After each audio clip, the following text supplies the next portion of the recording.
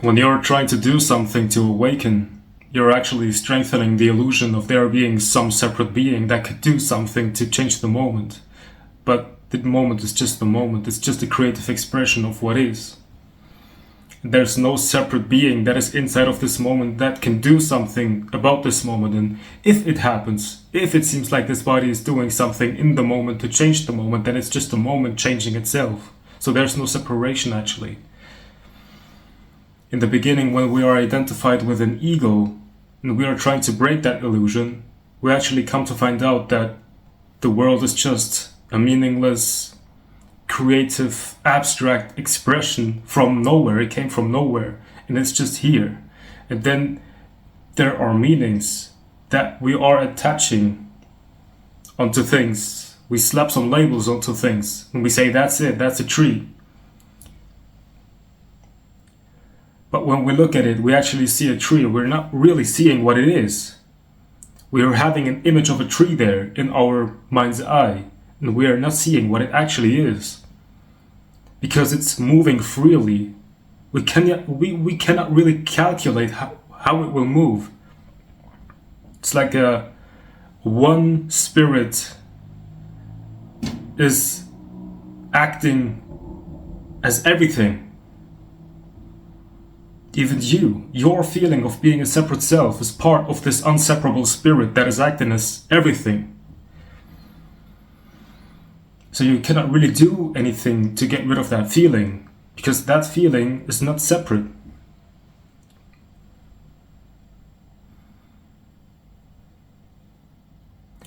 So we come to find out that everything is just a pointless, abstract thing, and we see the world through, with the eyes of a child again. Because everything is just playful, but without purpose, without meaning. It's just a dance without meaning, without a deeper meaning.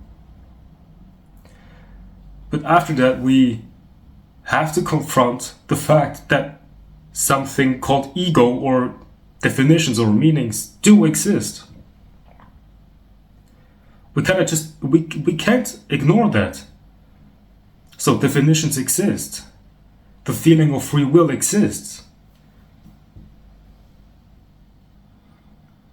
But the ego, the feeling of being separate, definitions, all of that stuff, they're also part of that inseparable abstract thing. So it's abstraction pretending to be something that could be defined. So it's both at the same time. We can say, I am a human, and that's clear.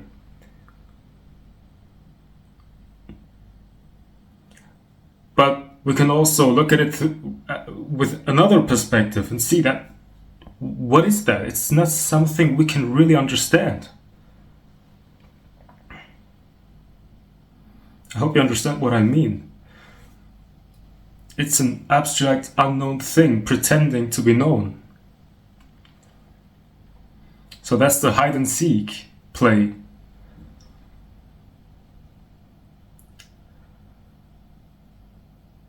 You're looking for Brahman or the infinite self, but it was never lost. It's all there is actually, but it was just seemingly hiding underneath concepts. But you, the one that is looking for it, is also that. And those concepts were not invented by separate egos. Those separate egos with those concepts are also part of that infinite spirit, if you want to call it spirit. Some people call it God. But it's actually all there is. Even the feeling of having done something wrong, or even the feeling of suffering, it's that.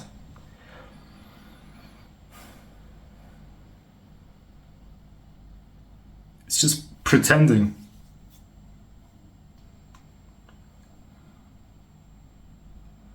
In its emptiness, it's pure emptiness.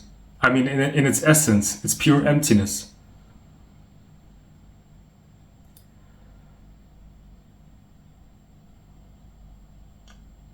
And there's a thought or a feeling of being a separate self that wants to attain it because it hopes that as soon as it has attained it, it will feel free, or it will have more pleasure. But actually the seeking energy is already an inseparable expression of what you're looking for. So you don't have to seek anything to feel safe. Because you want to find something, grab it and have it, because when you think when you have it, you can cling to it and now you're safe. But actually, you don't have to grab for anything. You are in the midst of being safe, of what you're looking for. It's all that expression. It's free, it's creative, it's pointless, it's like an infinite artist. There's only the painting, there's no artist actually, or it's a dance without a dancer.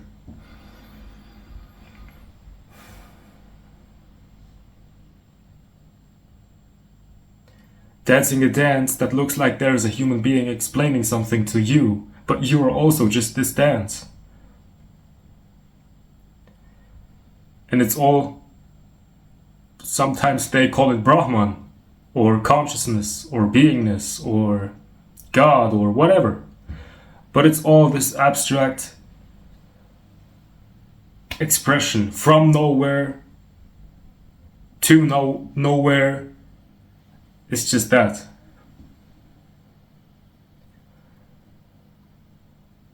If there's a feeling,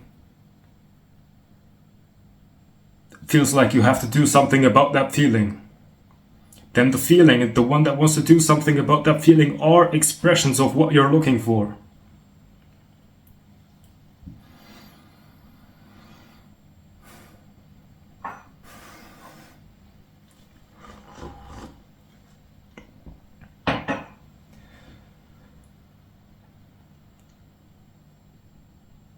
So sometimes we think we have to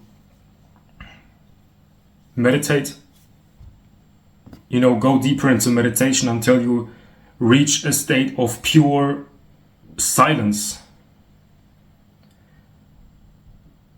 But you're not in control. If silence is not there, it's not your fault. It's just, silence is not there, it's not your fault, it's just that. Having the desire to experience silence is also not your fault.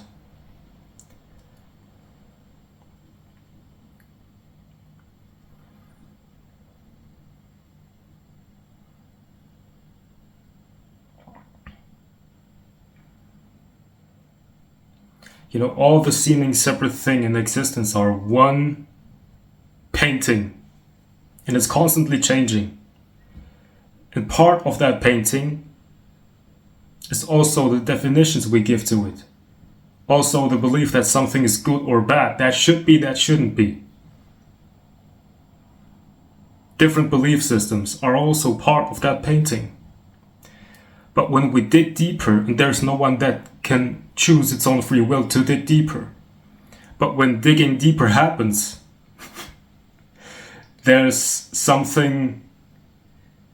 It's a very clear realization that it becomes more and more and more abstract until meaning vanishes and it's just abstract. There's no better word to explain it. And it's that already, it's abstract, that there's a screen with someone explaining something in a video and you're watching it believing that there's something for you to get. To believe that you have a feeling or a life circumstance or a situation in your life that you have to change, to believe that is pretty abstract. To give that meaning is even more abstract. But it's just what is. So that's Brahman. And it sounds sick. Part of Brahman is the illusion or the appearance of logical minds, and we're only believing in what the scientists are saying. So to those minds, it sounds pretty sick. It's not normal. They have a clear definition of what normal is.